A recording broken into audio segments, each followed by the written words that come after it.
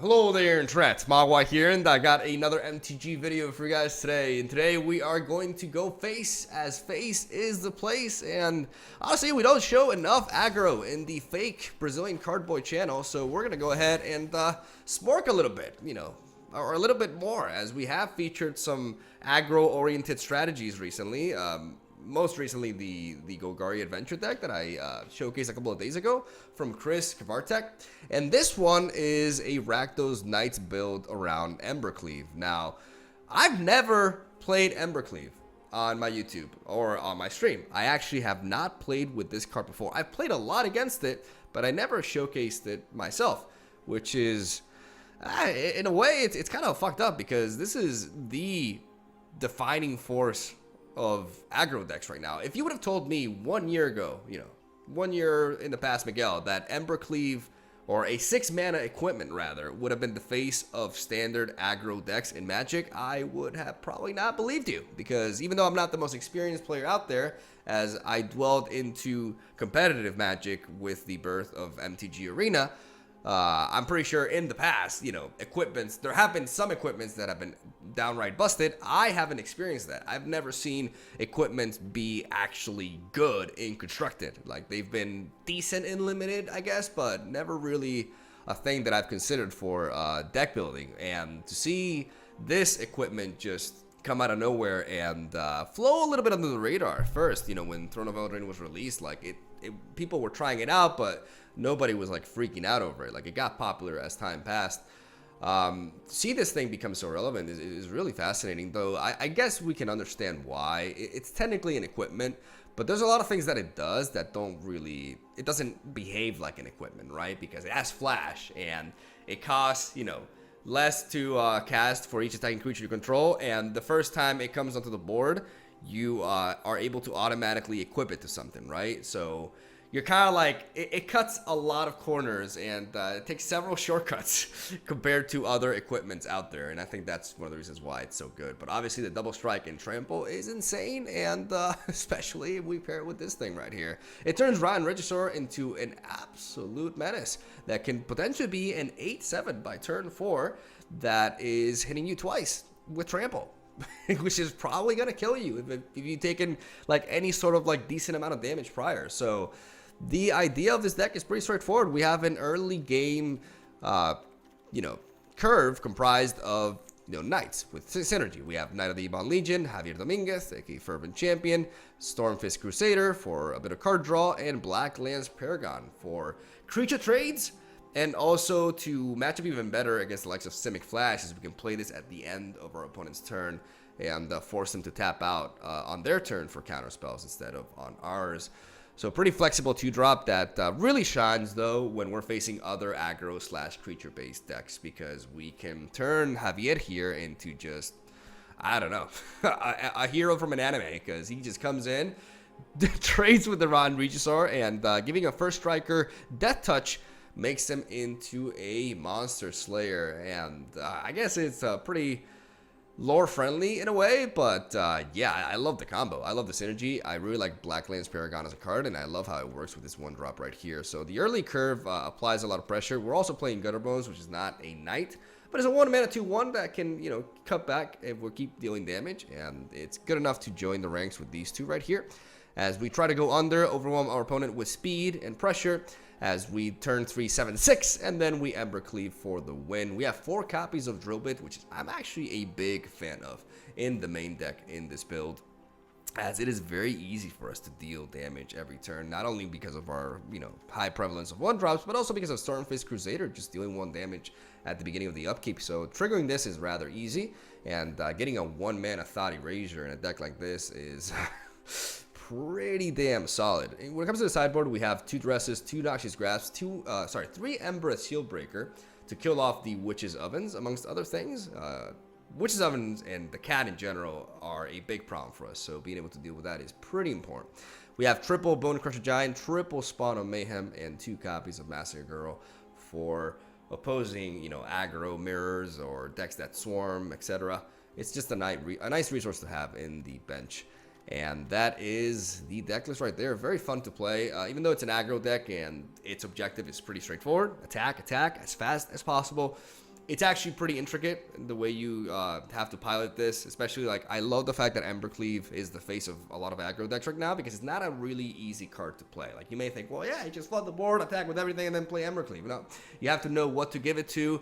You also have to, like, if you face high-level players, you have to bait them into certain things, and you also have to be very aware of your hand size and Rotten Regisaur and when to like overcommit or not, or when to keep cards to like discard away to set up the Cleave. Like it's not super easy to, or super straightforward to play this, and that made me really enjoy it because, you know, there's a lot of thinking, and it's a pretty fun way of playing Magic with this card, and I like this deck. I don't like this deck as much as the Golgari Adventure deck that I showcased a couple of days ago, because I feel like even though Cleave is really powerful, I think high-level players know very well how to play around it, and there's a lot of ways to disrupt it, right?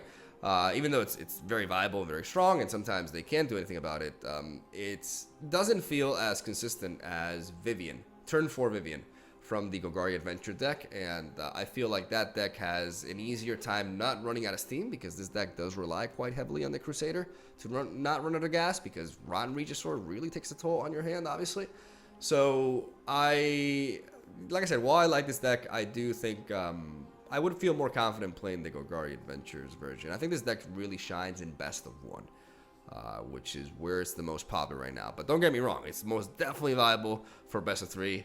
And today's live session is pretty nuts. Like, honestly, I don't want to spoil anything, but I didn't expect it to go the way it did. So, yeah, hopefully you guys enjoy the games, and I will see you tomorrow with more. All right, let's smork them. Let's smork them all. Or try, because I don't know how I feel about Rakdos, Cleave. I'm not really experienced with Cleave aggro decks to begin with, so I've tanked my rank quite a bit just trying to, you know, fully understand this deck and how to play it and all. And my initial impressions are that the Golgari Adventure aggro list from Carvatech is much more reliable than this. I don't know. I think this archetype, I can see it really putting in the work in best of 1, but I do think it's very, very draw dependent for best of 3. Like I said, that's my initial impression, but this hand is extremely, like, this is a case of, like, very, very promising opening hands. I've had some crazy, like, game 1s with this deck that I just, like, completely obliterate my opponents, and they really don't have anything to do. Like, it's just, like, turn 1 drop into Crusader, a bunch of 1-drops, and then just, like, go crazy. I have several options here, but I actually just do want to drop the Crusader here instead of Javier, because this enables me to, like, if this is Simic Flash, this is an ideal matchup for us here,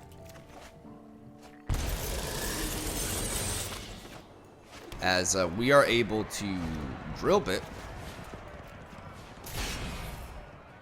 to basically take a look at their hand and see if they're holding a counter, and them tapping out is just absolutely amazing.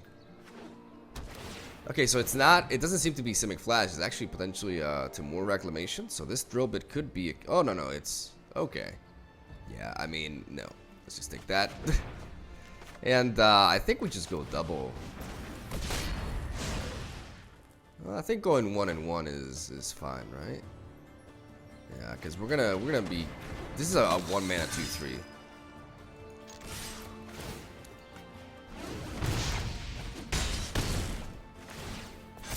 And isn't this just pretty much game? Like, unless you have like a Deafening Clarion here.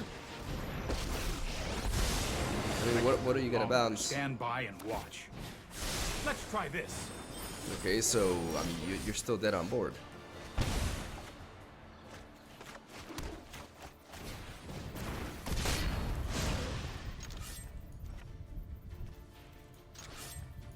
There we go. Javier, buffing Javier. Brotherhood. Let's go with that. Okay. So, this is a prime example of how this deck can just feel absolutely ridiculous, right? Guaranteed. I'm going to slap in a couple of dresses here. And I also like Spawn of Mayhem, though I'm not sure if I'd like it so much in a deck with the Fairy. I think we could tone down the Murderous Riders, even though it is technically the Fires of Invention deck, but I think we just have to be like more aggressive and just go under them. I think this is fine. Like, Spawn of Mayhem is promising, but it's not like they have many creatures to deal with us. I still like Murderous Rider as a 2 of. And everything else, like, the lower the curve, the better. Like, I would like to run Spawn of Mayhem, but I prefer having 2-drops in this matchup. Like, I need to be fast. Spawn of Mayhem does survive Deafening Clarion, but so does the Regisaur. The problem with the Regisaur when I'm on the draw specifically is that, you know, Teferi can easily bounce it. Which is why I don't really like this hand. I have to be aggressive with my mulligans. I need to find good stuff fast. I need speed. We dropped the 2-drop. It's not fast enough. It's not quick enough. We're gonna go. We're gonna go Ebon Legion. I should have dropped this and this, but I guess now we can just do this.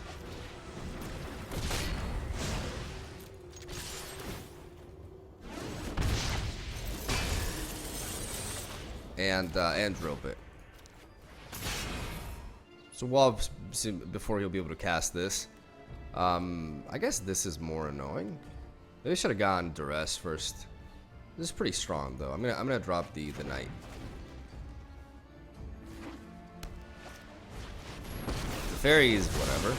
This isn't a fight you can win. I'll protect you.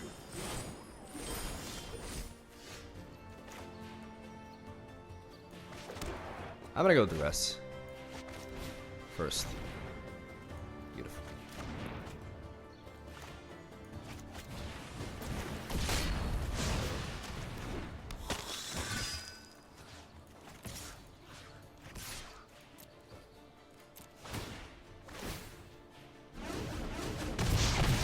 I mean, you can make an argument, but I don't want to be surprised by like an instant speed. I mean, if he has removal, he has it anyways, I guess.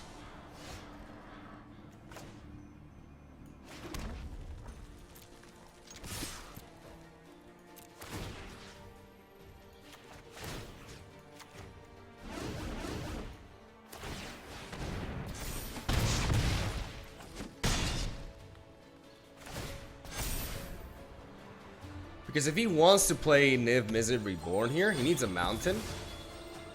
And then it's pretty much GG, isn't it? Because you could just...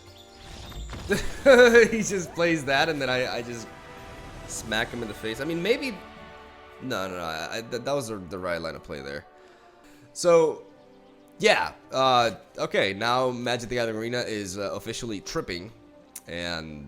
yeah, I guess we have to deal with that. I'm going to go ahead and keep this hand, even though we are lacking a source of red mana, and that could go south. I am on the draw, and I have 2 turns to draw a red source of mana. That's basically my reasoning here. I'm going to drop the Gutter Bones, because it is a guaranteed 2 damage hit, as it seems we're facing Esper. Thought Erasure, I mean, I don't really mind too much. I wonder what he'll take. I wonder if he'll be like more like he'll deal with the more immediate threat and take out the Knight of the Ebon Legion. All right, he's gonna feel bad if I draw a red source of mana though, which I do not. So we're gonna have to attack. This is already like this is a gamble that I took because you know, not having a 2-drop plate to follow this up. This significant amount of loss of tempo is huge. I have several options. There's a time wipe. I keep drawing black source of mana. I am just like I could Murderous Rider and go face, but I'd rather preserve that for something that I can't deal with. I'm gonna drop the Ron Regisaur, and I'm gonna hit Narset. You can't get too greedy. You have to make sure you kill Narset. We're not playing Stormfist Crusader anyway, so it's not like we really care about her passive right now. We have to keep in mind, you know, time wipe is coming. And I'm going to drop Heavier. Sorry, Heavier. I'm going to finish off Narcissus so I actually can draw with these. And I'm going to go face with the Regisaur. as we basically, prepare ourselves for the incoming time wipe, as we're going to be using Castle Lockwing to draw a card and try to come at him full force next turn. That is if he has the mana to cast this. Otherwise, he's a bit of a pickle. He does. Alright. So time wipe is happening. And we'll see if we can actually... Because we haven't even dealt half to him. So this is already not ideal. Far from ideal.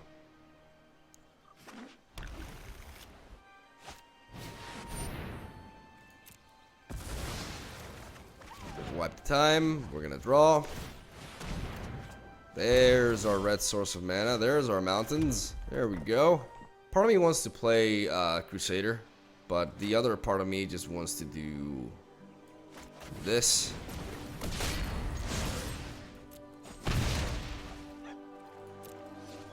And then this. And this. It's either that or just like... Okay, that's good.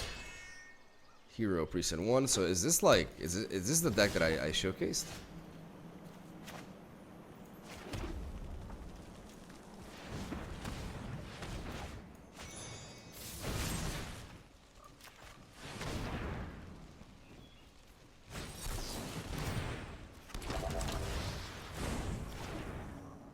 Maybe I should have probably attacked with this first.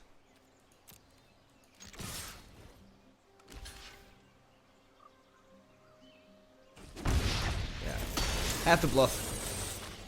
Basically, I had to make up for that play and just bluff like a Paragon. Double Mortify. All right. Well,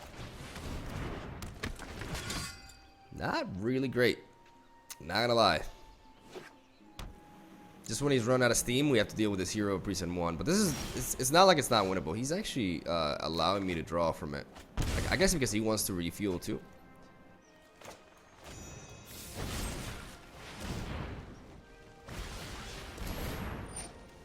Sure.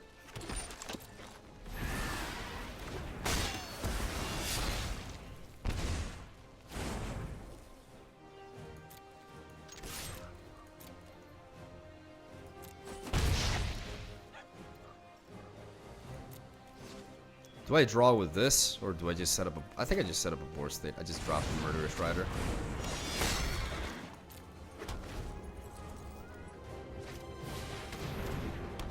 Not ideal.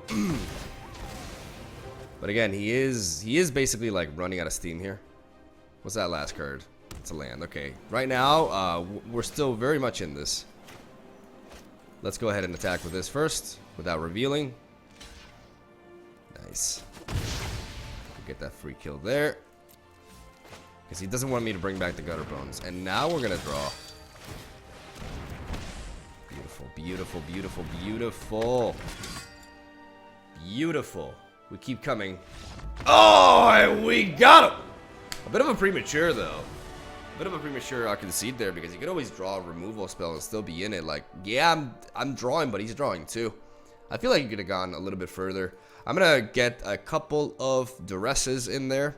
I really want to tackle his hand. I also do feel like Bone Crusher Giant can be extremely good here. Even though Murderous Rider just kind of does that, but I think I'd rather have like a couple of Bone Crusher Giants over the... Like 2 Murderous Riders and 2 Giants. I think that makes sense. Rotten Regisaur, you know, we definitely very much like. We need to be able to like we need to keep our 1-drops intact. Like, we need as much speed as possible. The question is, what else do we take out? Because Ember Cleave is... There's no way we take that out. I guess Blacklands Paragon. Yeah, it's like the most mediocre one. 2 Blacklands Paragons for 2 Duresses. I like that idea. And then splitting Murderous Rider with Bone Crusher Giant because of the interactivity with... Hero Precinct 1, and because of the fact that it's also like a good way to finish off with the fairy and applies good pressure as well. Even though it, like, what I don't like about it is that, I mean, both of them die to Oath of Kaya anyway, so it's not like it makes much of a difference. I'm not going to be bringing in Master Girl just because he's playing Hero Precinct 1, because I play that deck. You know, I like Esper a lot. I'm like, from what I saw, that deck is like the one that I showcased from Alexander Hayne. Like, I haven't seen a single card that isn't in that deck, so as of right now, I'm assuming it is. And we'll keep this, right? It's pretty land heavy, but at the same time, it's... I'm gonna drop the gutter bones first. But at the same time, it's got like several 1-drops. It's got fast plays.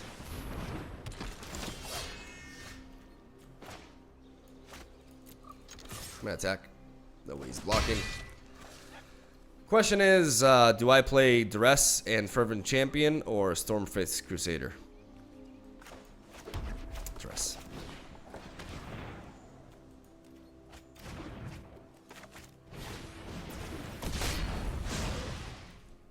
Happy I did that.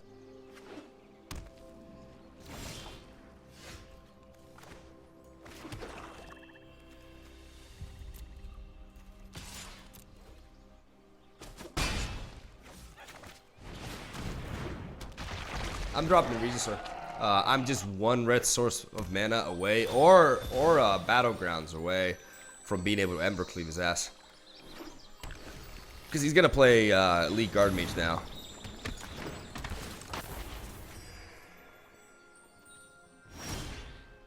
And I'm gonna discard the Swamp. Come on, baby, come on, give me that mana. Okay, not exactly the kind of mana I wanted, but I can't really attack with any of these two. I can only attack with that.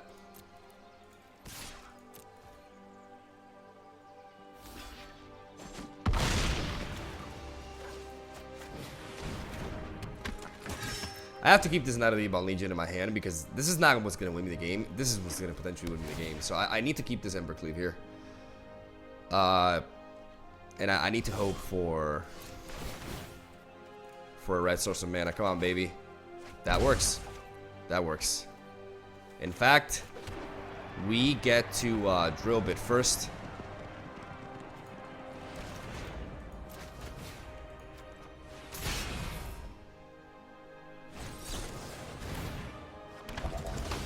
Alright, so that's Dovin's Veto.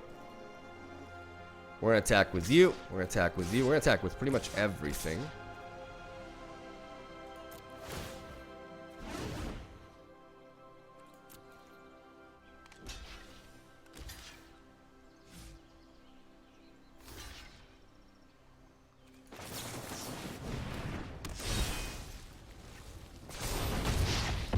Booyah!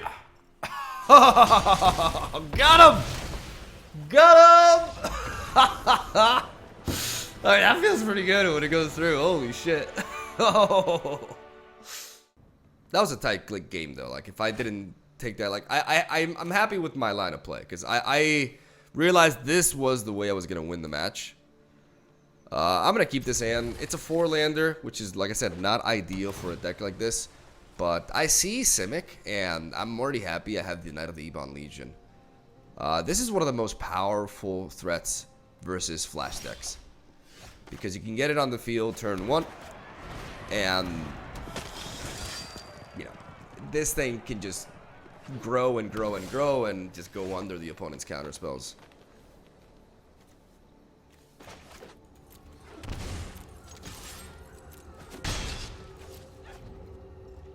I like the Paragon as well against flash decks because I can play at their speed and force them to tap out on their turn if they want to deal with it. Not bad. Yeah, this is definitely flash. 100% flash.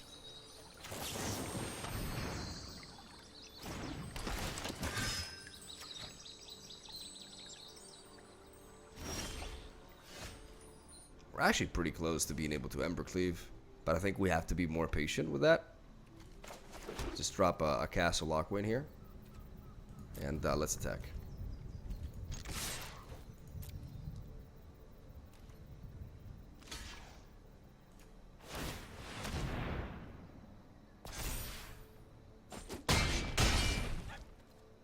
Offer the trade with a Paradise Druid. Super happy about that.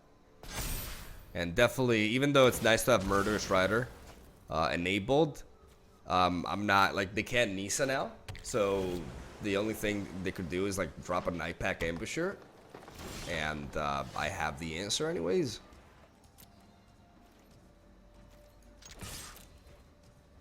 We could see a Brazen Borrower here.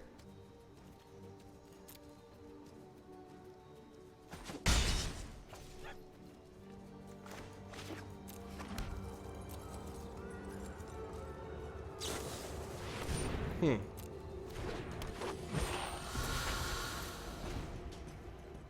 that was a Night Pack Ambusher, I would have used Murderous Rider. Otherwise, I'm not really gonna do that. I could kill this. Because if he had a Night Pack Ambusher, he would have played it earlier. I'm gonna try to kill that. If he had a Night Pack Ambusher, he would have played it over this every single time.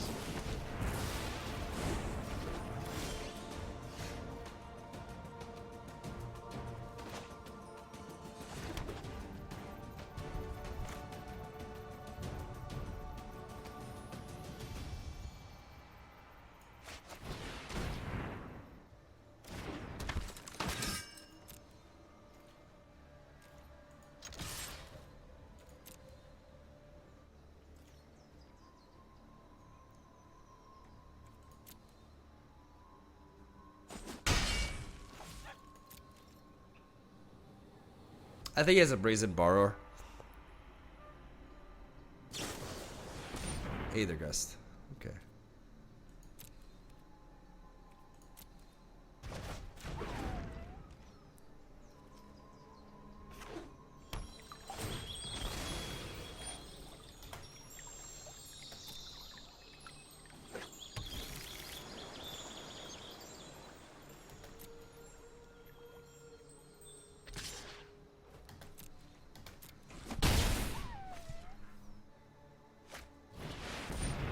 Gadwick.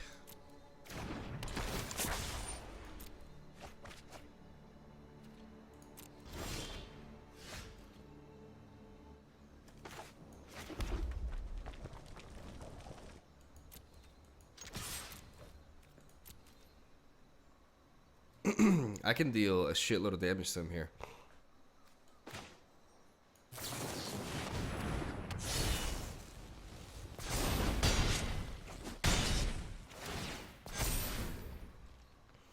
Because even though he can just tap my knight now, I have to wait. I have to find a way to navigate around Gadwick here, because this is very tricky. This is not the standard Simic Flash deck that I'm used to facing, because he's playing Gadwick, and that just makes things rather awkward.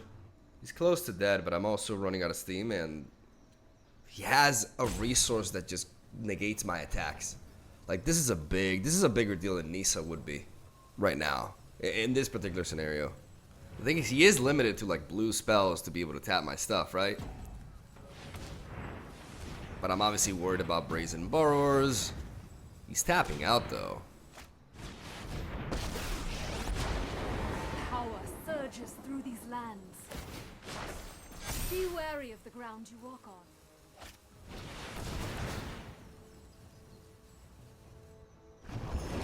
You're dead. You're dead.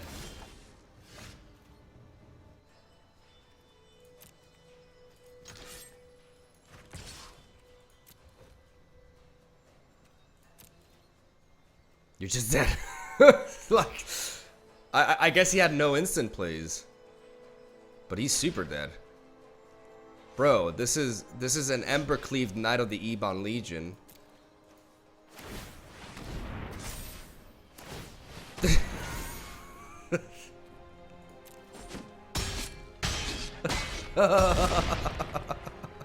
That's my first hit. Okay, so it worked out. I was convinced. That's why I was saying that Nisa, like even Nisa into a huge Hydroid Crassus won't stop me from killing him. The problem was Gadwick being able to tap my knight in my turn and prevent me from attacking. Like, I was legit concerned about that, but I guess it turns out he didn't have anything. My God, that was brutal. That was so brutal. I think we definitely won Noxious Grasp in this matchup.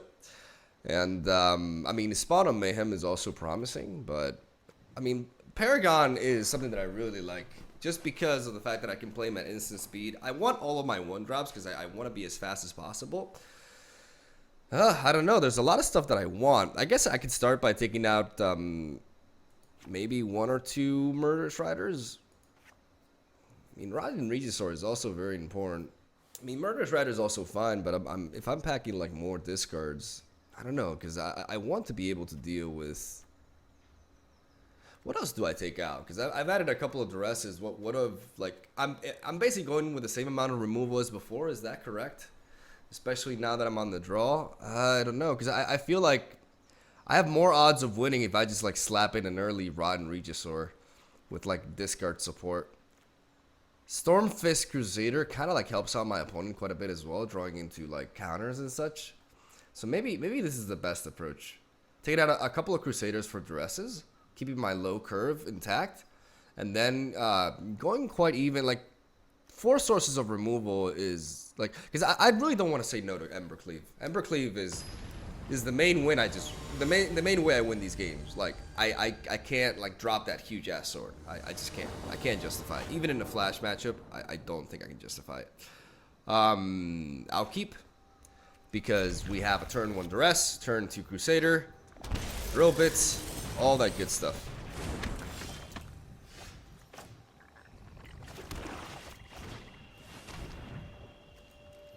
Wench, all right. So questing beasts. We have to bypass questing beasts. That's where Paragon will come in. Paragon in conjunction with Stormfist Crusader, very, very powerful here.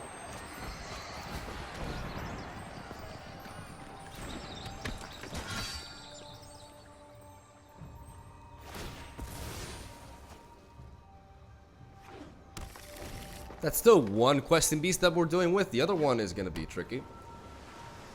And we're going to have to decide between drill bit or... That was pretty clutch. We definitely want a Paragon here, right?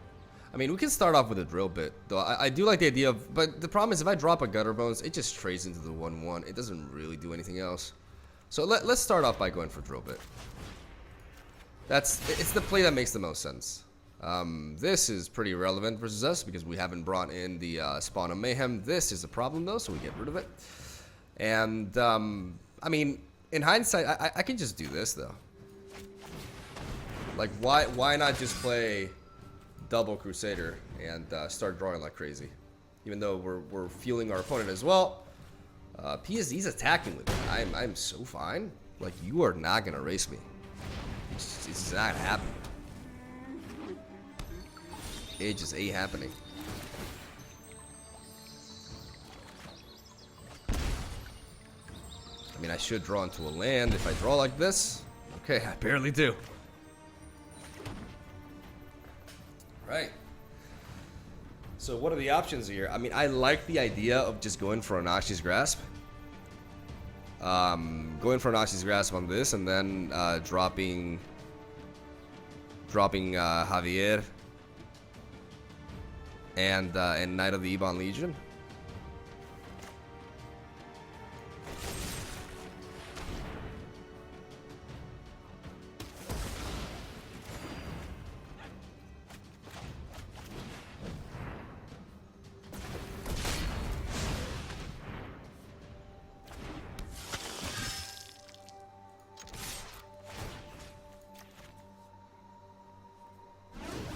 You can trade with both 1/1s against the 2/2, the 3/2. We still get 3 damage in, but we get rid of those 1-drops for the Lovestruck Beast.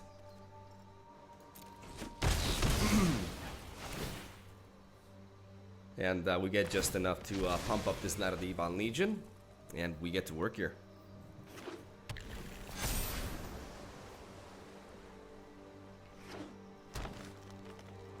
We could see Anissa go down. Is that the worst thing in the world? It can be if I don't finish him off quickly. I still have to bypass this Lovestruck Beast, which, you know, Paragon will help me to do. Like these are the way I force my way through. Okay, more. Jesus, it's like, okay, he's being very aggressive. I can't agree with this level of aggressiveness.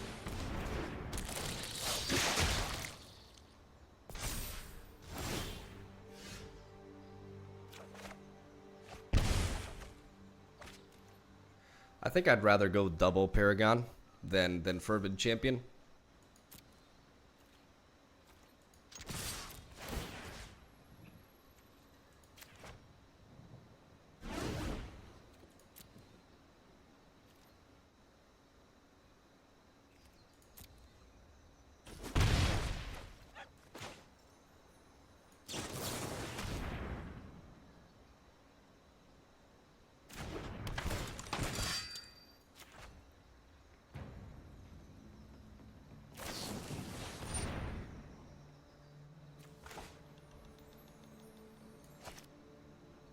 I guess I should have targeted this. I should have taken that into account.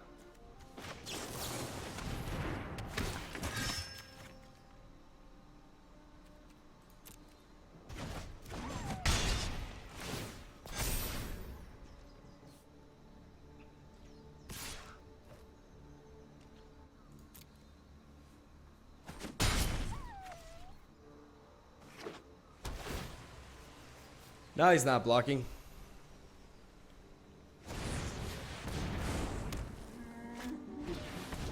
He's tapping out, though. That's a pretty big deal.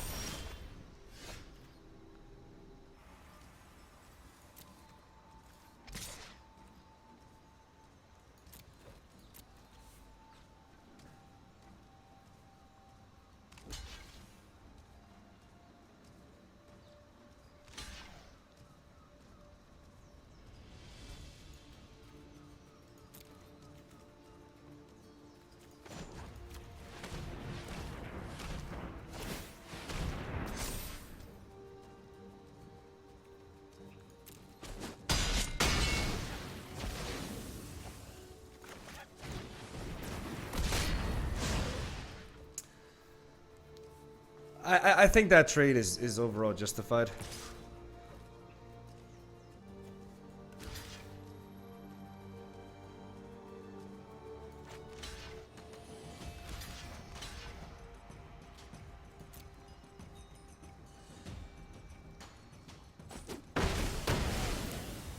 His trade is also good.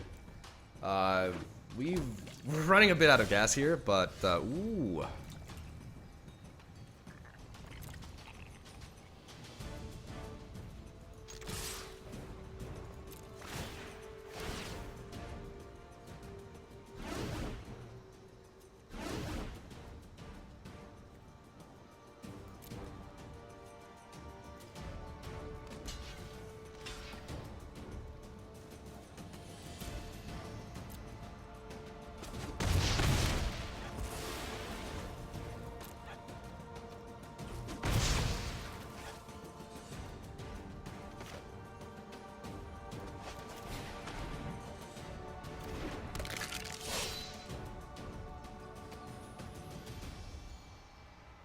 Could be dealing with some counter spells here.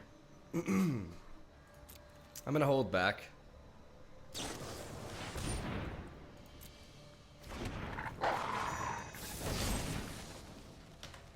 Hopefully he doesn't have like okay. We still died to Anissa. We are unfortunately that low. Thankfully that's not the case.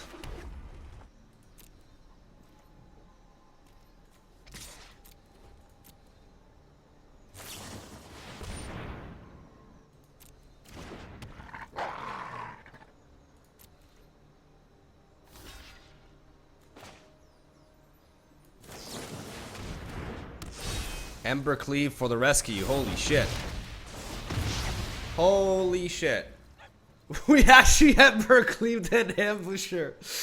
Oh my god, that was death for us. Oh, you fucked up. You should not have blocked there.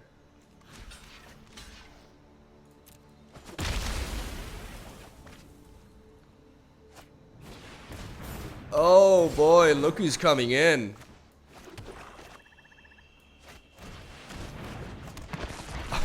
Oh, the cavalry's here! The cavalry's here!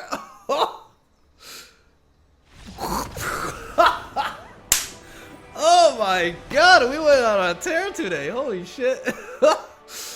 Wow, he slipped up so bad though. Like, he was at 6 health. Like, even if I had Ember Cleave in my hand, like I couldn't kill him, so there was just no need for him to block there.